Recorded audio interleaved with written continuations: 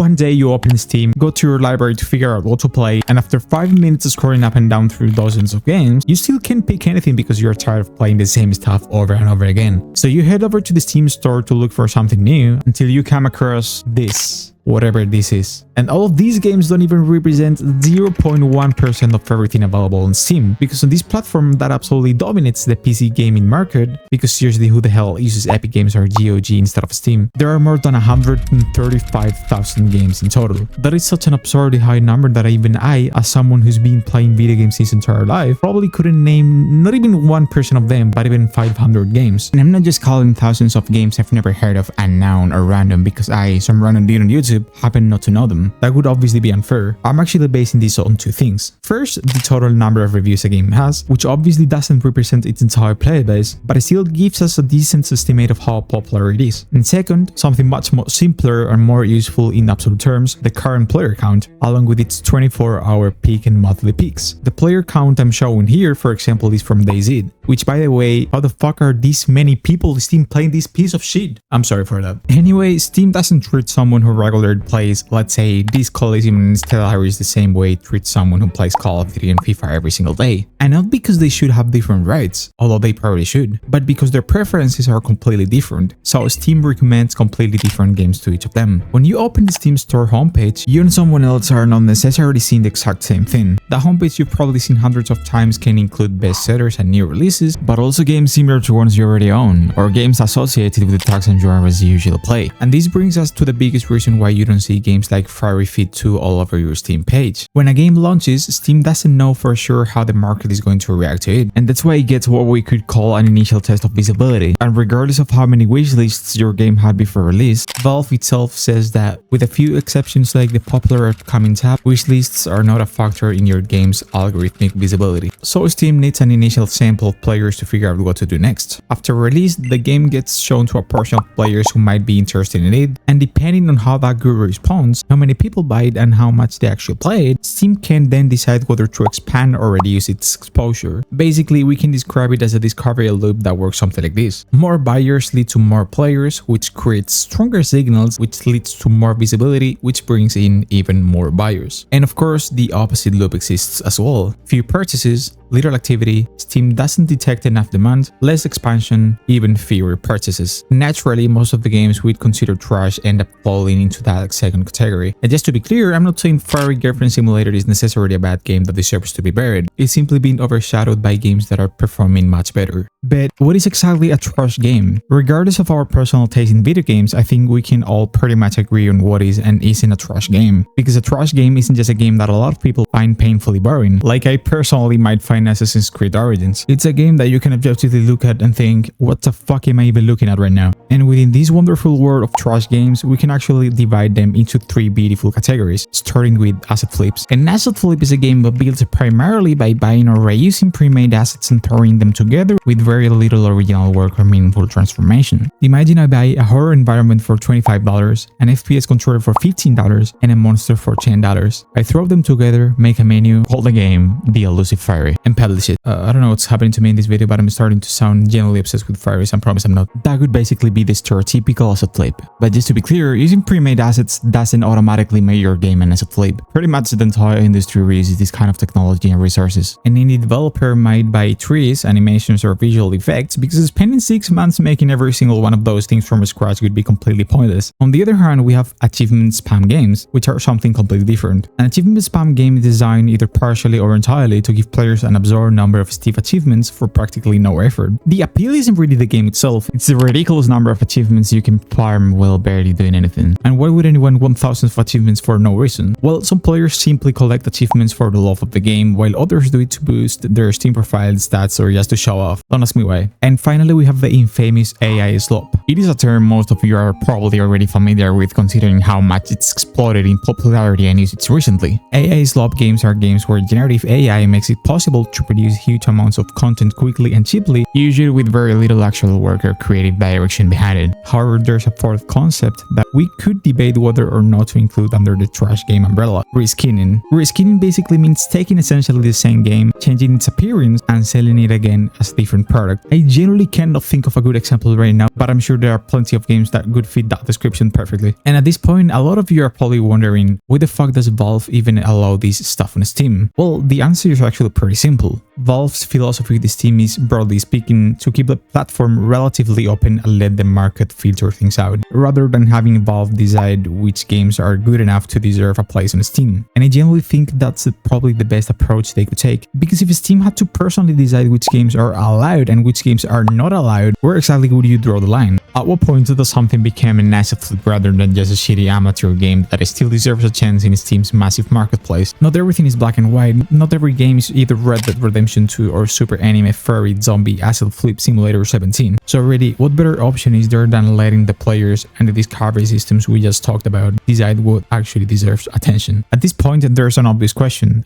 who actually makes these games? Because making a game, even a terrible one, still takes time. You have to put something together, create a Steam page, pay the Steam direct fee, get the game approved, and actually publish it. And you're doing all of that for a game that looks like this? So why? Well, not every terrible game on Steam exists for the same reason. Some of them are exactly what they look like: someone's first game. Steam is incredibly accessible compared to traditional consoles. You don't need a publisher, a development studio, or millions of dollars. A single person can download Unity or Unreal Engine, spend a few months learning how games work, pay the Steam direct fee, and release something. And sometimes that something is terrible, but there's nothing particularly interesting about that. Everyone has to start somewhere. The really interesting games are the ones that are not accidentally bad. There's an entire category of games where making something good was never really the objective. Spending another 6 months polishing the combat, creating original models, or designing better levels wouldn't make sense because their business model wasn't to make a great game and then convince thousands of people to buy it. It was make something as cheaply as possible and then monetize the fact that it exists on Steam. And this is where we get into one of the shadiest illegal economies running Steam,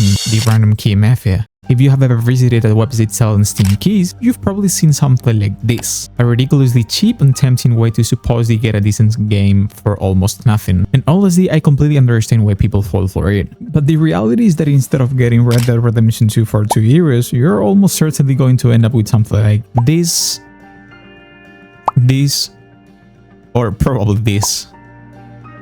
The way this kind of operation works is actually pretty simple. First, a developer or sometimes an entire group creates an extremely simple game, often using purchased or recycled assets. Second, they publish it on Steam while meeting the platform's minimum requirements. Third, they give it an artificially high price, $50, $70, or $100, sometimes even more. Fourth, thousands of Steam keys are generated for the game. And fifth, those keys eventually make their way into random key bundles, mystery keys, or giveaways. And now the random key website can advertise something like, you could win a game worth $99. Technically, that game might actually cost $99 on Steam. What they don't tell you is that it's a game nobody in their right mind would ever pay $99 for. So sadly, making a terrible game starts to make a little more sense. The game doesn't necessarily need thousands of people willing to buy it directly. It just simply needs to exist. And I don't know about you, but for the first time in this entire video, I think I genuinely rather play one of those fiery games than any of the shit I just showed you right now. Anyway, thank you so much for watching. I hope you enjoyed the video, and if you didn't, I want you to remember these words from the philosopher Friedrich Nietzsche: the higher we soar, the smaller we appear to those who cannot fly. See you in the next video, and thank you.